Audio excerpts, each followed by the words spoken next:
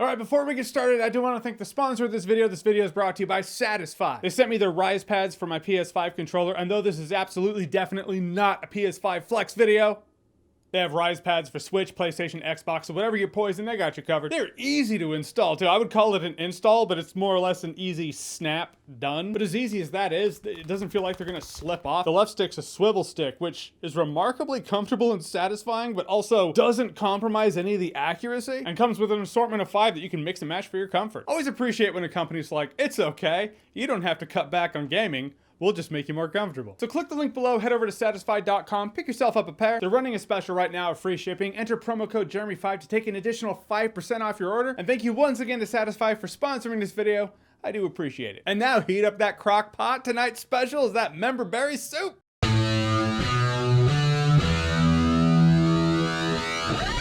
So Ghostbusters Afterlife is directed by Jason Reitman, who's the son of director Ivan Reitman, who directed the original Ghostbusters movie and Ghostbusters 2. So here's the premise of this movie. Ghostbusters Afterlife stars McKenna Grace. She plays this girl whose grandfather died. Grandpa left her and the family this big creepy house in the middle of nowhere. It's on this farm that doesn't grow anything. So they all go to live there. They find a lot of grandpa's old weird tech, and now this ghost apocalyptic event is gonna happen in this small town in the middle of nowhere. So all the kids gotta get together and they gotta stop it.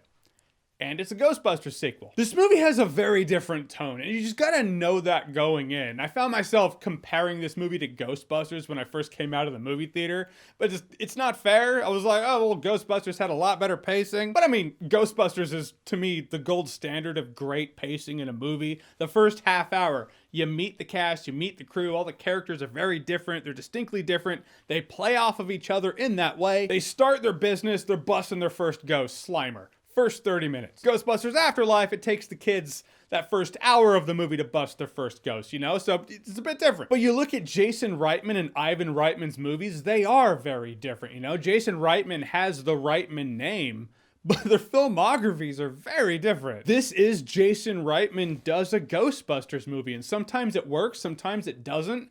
But for the most part, it doesn't work as much when it's trying to remind you, hey, by the way, Ghostbusters, throw some Ghostbusters references on the screen. But right out the gate, gonna give props, McKenna Grace is fantastic in this movie. You empathize with her. She's the nerdy little outcast kid who loves science. She's solving the puzzles. She's kind of a one-person mystery machine, which, I mean, you had enough to fill the mystery machine, so it didn't need to be that way. I'll get to that in a second. Talk about how some of the other characters didn't have much to do, but she's a fantastic actor who's done a lot of good stuff before. You're going to continue to see her pump out more great work. I heard she's taking a break after Ghostbusters Afterlife, if I remember correctly.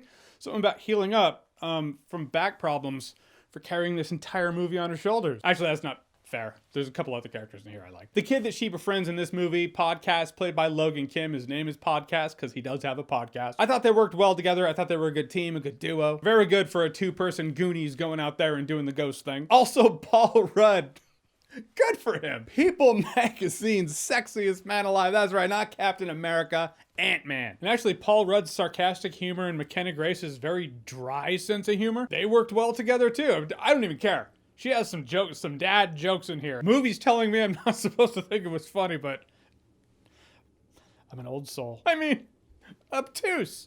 That was pretty good. The bummer is there are a lot of other characters in this movie I didn't care about. Finn Wolfhard, I love Finn Wolfhard, but he wasn't given much to do. It was like, oh, we got the Stranger Things kid in this Ghostbusters movie, so put him over there so we can give himself something to do before we need warm bodies to fill up those jumpsuits for the last act. All right, perfect. Same with the girl who plays his girlfriend. I just felt like they were like, oh, we just need 2 people, and of course, it has to be a romance because teenagers, right? At the center of this whole thing, it is a family drama. And that's the Jason Reitman thing. It's Jason Reitman does Ghostbusters. Which is why, in thinking about this movie, if this movie was able to just be its own thing, like maybe Jason Reitman makes this movie unrelated to Ghostbusters, about this absentee grandfather who died and left his family his weird creepy house in the middle of nowhere. And then the kids find grandpa's weird creepy ghost tech and they find out this super ghost apocalypse is gonna happen in this town in the middle of nowhere, so they have to stop it. That would actually be a really cool movie. And when this movie looks like it's going to be that, it starts excelling, but it's never allowed to excel enough because the movie, it's like it gets scared and it's like, people are forgetting it's a Ghostbusters movie. Quick, throw the references. And it's comical how many Ghostbusters references are in this movie. Kind of reminds me of, You know when you watch a Transformers movie and you're just inundated with product placement? It's kind of like that, only it's Ghostbusters references, which in its own way is product placement. And Ghostbusters Afterlife leans so heavily on the IP of Ghostbusters, the Ghostbusters movie that came before it. The nostalgia bait was just to the movie's detriment. It wasn't leading you in a way that was like, all right, what's the secret behind the mystery? Why is seismic activity happening? What's happening on the mountain? No, it's like, oh, are we gonna see the entire logo of the Ecto? Oh. You getting bored? Here's a bunch of cute little Stay Puft Marshmallow Men. Yeah, I'll give you that one. They're cute. Which, is that smart marketing? Your mascot trashed New York. You didn't rebrand? Why is Vince Clortho eating dog food? He's not a dog. Not really. This movie feels like it has two different identities, like it's of two minds. On one hand, you have what could have been a compelling family story among a great ghost adventure. And on the other hand, you have very familiar, very cheap memberberry stew that we've been spoon-fed for the past few years. Because in the end, I wanted to like this movie. Like, I walked out of the movie theater, I'm like, please find a... It's Ghostbusters, dude. You know, this hit me, and it sounds perfect in my head, so I'm going to say it here. And this isn't a Jason Reitman, Ivan Reitman comparison, because it's a parental comparison. It's not necessarily what I'm doing. But talking about Ghostbusters Afterlife, the movie, it felt like a date that ended with me knowing more about the date's parents than I do about them. And in the end, maybe it's a better time if you're drunk. Yeah, who you gonna call? He-Man! Deep cuts, baby. All right, so Ghostbusters Afterlife. Have you seen it? What did you think about it? Whatever you thought, comment below. Let me know. And as always, if you like what you've seen here and you want to see more, click right here to see more.